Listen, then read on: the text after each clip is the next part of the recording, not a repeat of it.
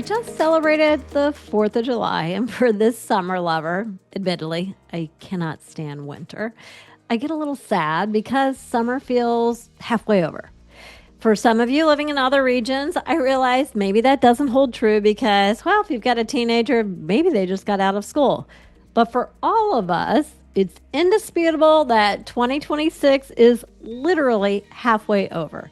So, whether your young person in your house is 15, 18, 21, 25, there are certain moments that tend to arrive faster than families expect. I've seen this over and over again.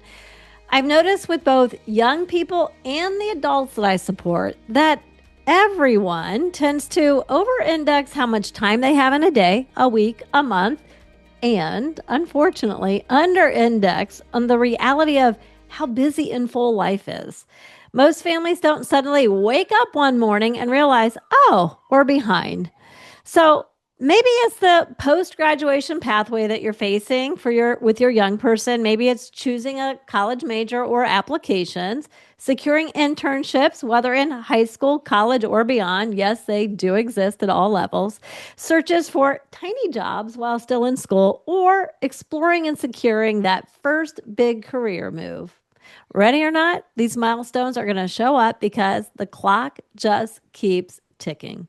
So instead of a New Year's resolutions, goals type episode, I want to do a mid-year career clarity check. Not to panic anyone, but to help you recognize what's coming at you in the second half of this year before that season arrives.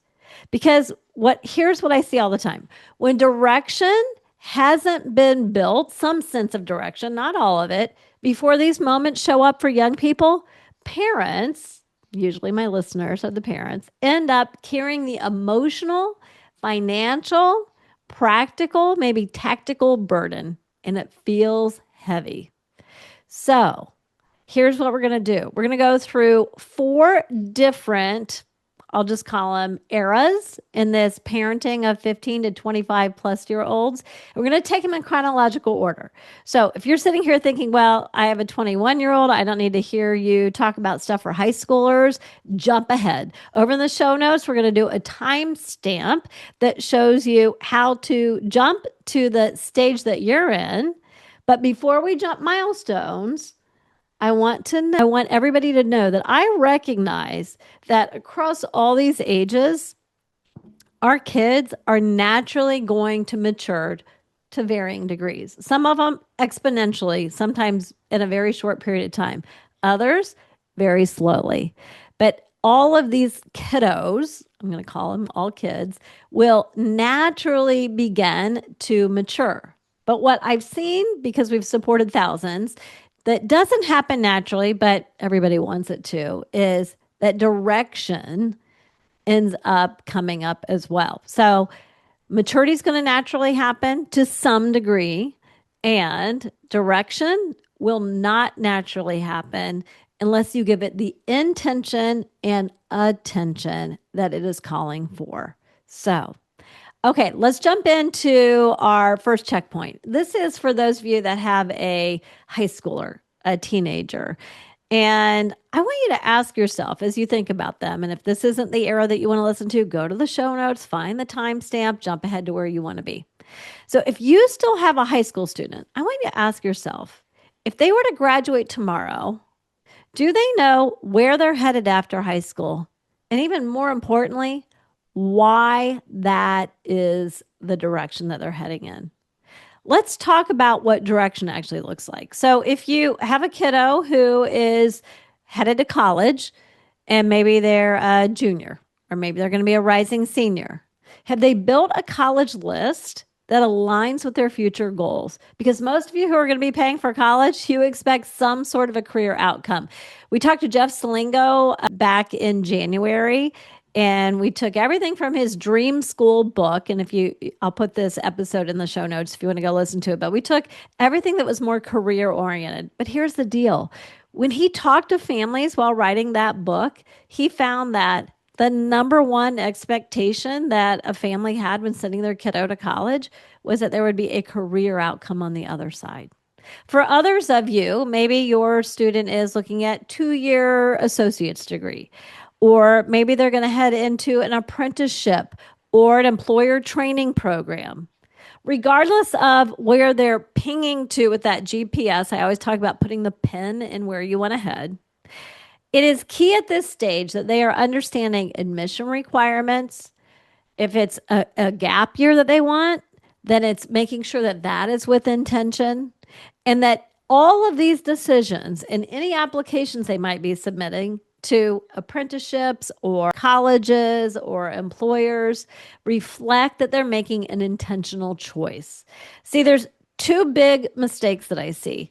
For those who are college bound, they're so focused on the college that they don't realize that there's a major impact of choice of major and career direction. If you want to go back to listen to my April 2025 episode with Rick Clark from Georgia Tech, he's head of admissions over there and enrollment over there. You want to go listen to that because he talks about the hidden impact choice of major has on college admission. So, and let me get my camera. I don't know why my camera keeps doing this today. I think it's all my hand talking, right? The other thing that I've noticed is families who have kids that are headed into a non-4-year path make this assumption that they're going to be easy, these opportunities will be easily available, that they're non-competitive. And nothing could be farther from the truth. There are associate's degree paths, there are trades that are highly competitive and limited. And so you really need to educate yourselves early on instead of just assuming, if you're on the non-4-year college path, that you're going to have readily available options for what you want to do and that'll be figured out very quickly. So, when these milestones arrive around applications, it might be a high school graduation. If you haven't had some sense of direction at that point, the cost doesn't necessarily feel high financially, but it does feel highly emotional. Parents begin worrying about deadlines. They see friends making choices. And what I've seen over and over again is parents, you can easily move into an over functioning stance, right? Not because you're a controlling person, but because you're stressed. And that's our stressed behavior when we see things not going as planned. So, regardless of where you're headed, the pathway may be different, but direction still matters. So, if you have a teen and we're at this mid year, where did you think that you would be by now? And if you're not, are you carrying that emotional weight? Are you over functioning and maybe even doing practical and tactical things that your kids should be doing? Think about where you want to be at the end of 2026 and how they can begin to build confidence in the direction that they're headed. Okay, checkpoint number 2. Let's jump up. So I've toyed with a lot of different ways to talk about this, but here's the reality. Checkpoint number 2 is, do you have a 20-year-old? Are they 2 years out of high school graduation? So, during the teen years, it's natural to think that time will fix it. And I've said this over and over that it doesn't. But at 20, leaving it up to time and just natural maturity starts to feel harder to believe it will actually happen. And it's not because 20 is old. I mean, hello, if it were, like, I've got both feet in the grave, right? But at 20, there are patterns when we're parenting these kids that begin to become visible to us, right? And so now it's not just like, oh, they'll mature a little bit and it'll get all figured out. So here's what I want you to ask yourself. If you have a 20-ish year old kid, if you are about 2.5 years post high school graduation, is your young person building towards something intentionally by design? Or are they simply drifting into what is organically coming at them and just feels like the next natural place to let it go?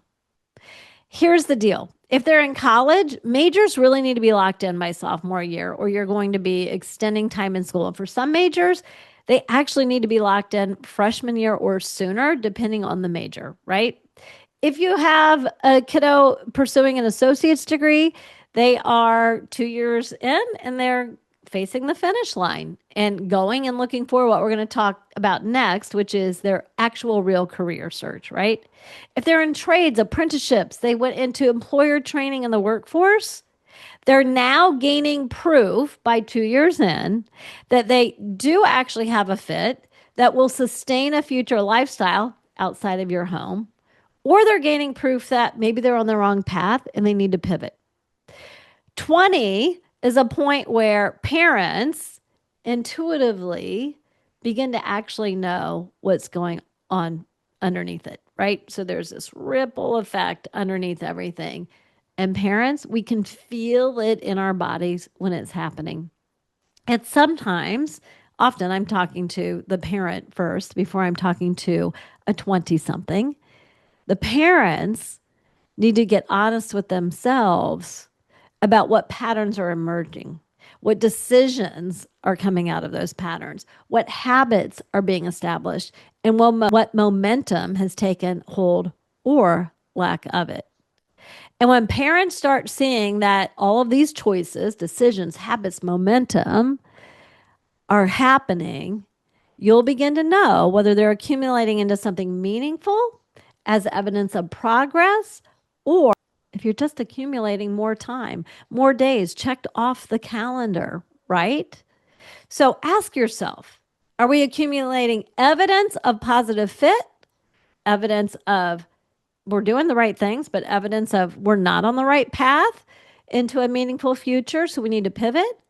Or are they just drifting along and you're carrying them emotionally, maybe even financially at this point, and feeling the tension building your own body, which means you bring things up and the conversations become to build tension instead of trust? And what do you need to do to correct that, right? So at 20, the conversation is shifting meaningfully as you're having these talks in your home from potential of what we might be able to do in the future, waiting on yet to get here, to are we in a place where we're building a long term trajectory that eventually moves us all into the next stage of life? For you, that might be empty nesting, right? Now, if you're listening to this so far, and we've got two more checkpoints to go through, but you're realizing these milestones are closer than you think, and you want support on how to have career confidence, I want you to start with my free video. So it's at flourishcoachingco.video. It's a short training where I walk through the most common mistakes I'm seeing families make at all of these stages that delay direction and create unnecessary stress for families, namely the parents, sometimes even more than the kids. So flourishcoachingco.com/video. Now let's go on to checkpoint number 3. And the age of this is going to vary, but it's when the first real career search begins to take place. And what I've seen is families enter this stage if they've left the other two stages. They leave it often with this like false confidence. Okay, some have great reason to believe that there's real confidence, but some of you get hit by, oh, I had false confidence, because you could earn the credential but not yet the position. So they've gotten through school. They've earned an associate's degree. They've landed the apprenticeship. They're checking the boxes. They're completing degrees or training. But when they're faced with the tough job market that we're in, I mean, that's just the reality where we are right now, right? The economy, the what we call entry level melt. So these entry level jobs just kind of melting away. It can be really tough. And so, what the key question becomes here at this stage, when that real career search. So, if you have a kid that just finished their associate's degree, that real first career search might be at 20. If you have a kid that is completing a 4-year degree, well, this next stage doesn't really come till 22 or 23, right? So, whatever that age is, I want you to think about this stage. And when they're ready to begin, not going out and getting a job. I talk a lot about the difference between jobs and careers, right? So jobs are paychecks, careers have meaning and purpose, and they support a lifestyle. Can your young person clearly communicate who they are, what they bring to the table, and where they'll fit into an organization. Because most employers at this point, they don't really care about the exact classes that you've taken.